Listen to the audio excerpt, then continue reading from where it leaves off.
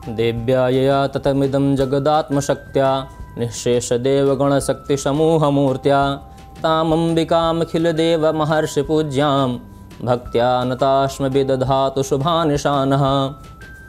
पारंबा जगदम्बा माँ भगवती त्रिपुर सुंदरी श्री राजराजेश्वरी सदैव हम सबके जीवन पर, हमारे ऊपर अपनी असीम अनुकंपा बनाए रखें। इन्हीं पवित्र भावनाओं से हम सब माँ भगवती की आराधना, पूजना और उनका पूजन, वंदन हम इत्यादि उपासना करते हैं।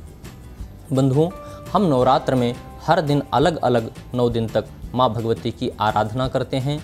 तो हम उसमें जानेंगे कि हमें दूसरे दिन किन भगवती की पूजा करनी चाहिए। तो दूसरे दिन हम माँ भगवती ब्रह्मचारिणी की पूजा करते हैं।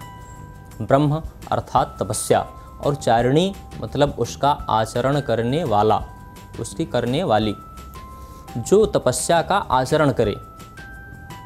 ऐसी हमारी दूसरे दिन की अधिष्ठात्री देवी हैं।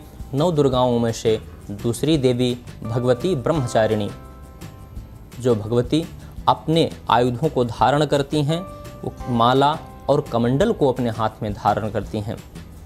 क्योंकि तपस्या जीवन में व्यक्ति के तपस्या इतना महत्वपूर्ण है कि तप के बल पर ही ब्रह्मा सृष्टि रचते हैं, तप के बल पर ही विष्णु समस्त ब्रह्मांड का पालन करते हैं, और तप के बल पर ही शिव संहार करते हैं, शंकर संहार करते हैं।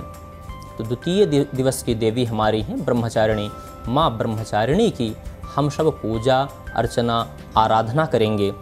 कैसे?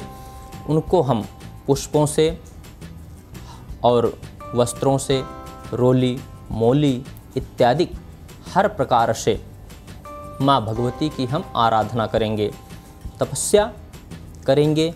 हम उस दिन अर्चन, वंदन और माँ का पाठ करेंगे। अपने जीवन में जो भी हम उस दिन तपस्या करते हैं, हम जप करते हैं, उसका हमें बहुत ही उत्तम पुण्य प्राप्त होता है। और कहने का अभिप्राय यह है कि तपस्या से एकाग्रचित्त होकर के माँ भगवती जब तपस्या करने लगीं तो हजारों वर्ष तक उन्होंने फल खा करके तपस्या किया।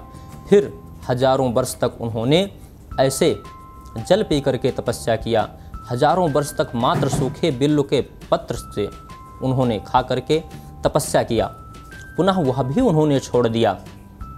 इतनी लगातार वर्षा हो, धूप हो, अधिक वर्षा हो या बहुत सी ठंडी हो, लेकिन अपने लक्ष्य से माँ अडिग नहीं हुई।